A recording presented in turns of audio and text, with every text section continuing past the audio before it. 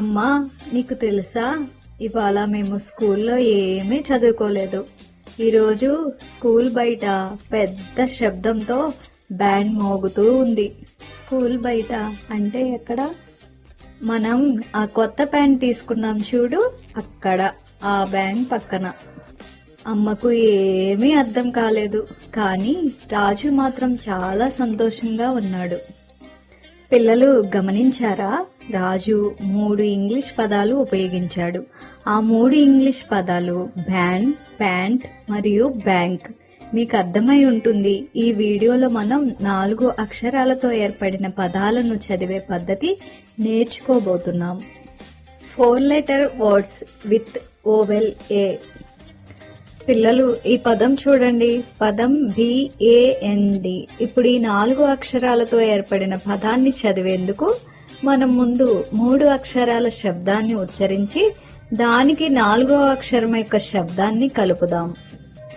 అంటే BAND చదివే విధానం. BAN అంటే బ్యాన్, మరియు దీనికి మనం D యొక్క శబ్దాన్ని కలుపుదాం. కాబట్టి BAND యొక్క ఉచ్చారణ అవుతుంది బ్యాండ్, బ్యాండ్.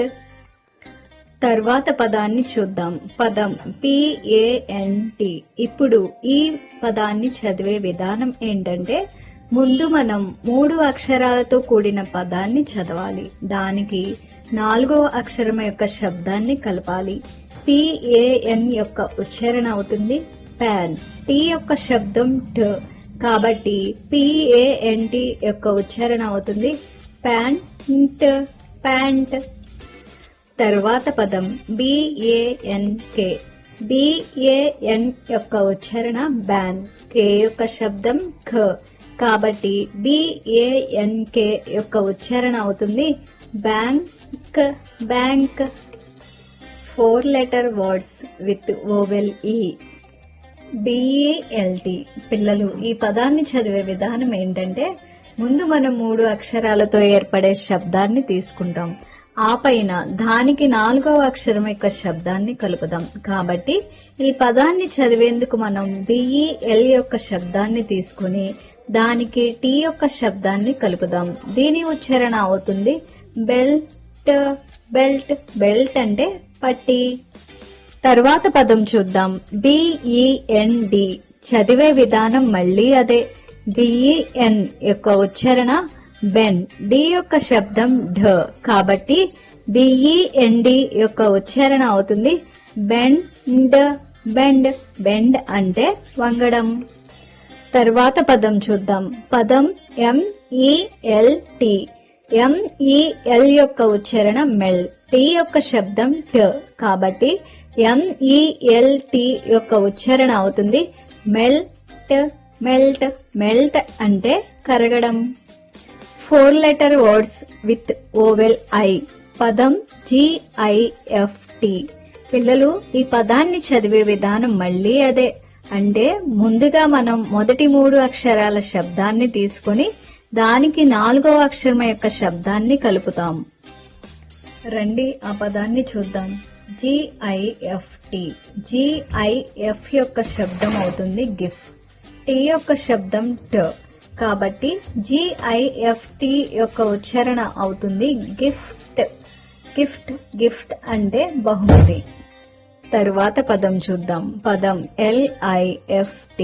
LIF యొక్క ఉచ్చారణ అవుతుంది లిఫ్. T యొక్క శబ్దం ట, కాబట్టి LIFT యొక్క ఉచ్చారణ అవుతుంది లిఫ్ట్, లిఫ్ట్. లిఫ్ట్ అంటే పైకెత్తడం. తరువాత పదం చూద్దాం. ఆ పదం LIMP. LIM యొక్క ఉచ్చారణ అవుతుంది లిమ్. P యొక్క శబ్దం ప, కాబట్టి LIMP యొక్క ఉచ్చారణ అవుతుంది లింప్, లింప్. లింప్ అంటే కుంటడం. 4 letter words with vowel O. పదం BORN. పిల్లలు, ఈ పదాన్ని చదివే విధానం మళ్ళీ అదే. అంటే ముందుగా మనం మొదటి 3 అక్షరాల ఉచ్చారణ తీసుకొని దానికి 4వ అక్షరం యొక్క శబ్దాన్ని కలుపుదాం. BOR యొక్క ఉచ్చారణ అవుతుంది బార్. N యొక్క శబ్దం న కాబట్టి BORN యొక్క ఉచ్చారణ అవుతుంది బార్ న్ బార్న్. బార్న్ అంటే జన్మించడం. తరువాత పదం చూద్దాం. CORK. పిల్లలు COR యొక్క శబ్దం అవుతుంది కార్. K యొక్క శబ్దం క కాబట్టి CORK యొక్క ఉచ్చారణ అవుతుంది కార్క్. కార్క్. కార్క్ అంటే సీసా మూత. తరువాత పదం చూద్దాం. ఆ పదం LONG. LON యొక్క ఉచ్చారణ అవుతుంది లాన్. G యొక్క శబ్దం ఘ కాబట్టి LONG యొక్క ఉచ్చారణ అవుతుంది లాంగ్. లాంగ్. లాంగ్ అంటే పొడవు. 4 letter words with vowel U. పదండి చూద్దాం. ఆ పదం HUMP. పిల్లలు ఈ పదాన్ని చదివే విధానం మళ్ళీ అదే. అంటే ముందుగా మనం మొదటి 3 అక్షరాల శబ్దం తీసుకొని దానికి 4వ అక్షరం యొక్క శబ్దాన్ని కలుపుతాం. ఈ 4 అక్షరాల పదాన్ని చదివే విధానం ఏంటంటే HUM యొక్క శబ్దం అవుతుంది హమ్. P యొక్క శబ్దం ప కాబట్టి HUMP యొక్క ఉచ్చారణ అవుతుంది హంప్. హంప్. హంప్ అంటే మూపురం. తరువాత పదం చూద్దాం. ఆ పదం CURD. CUR యొక్క శబ్దం అవుతుంది కర్.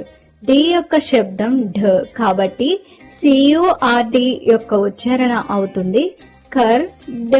కర్డ్. కర్డ్ అంటే పెరుగు. తరువాత పదం చూద్దాం. ఆ పదం DUNG. DUN యొక్క శబ్దం అవుతుంది డన్.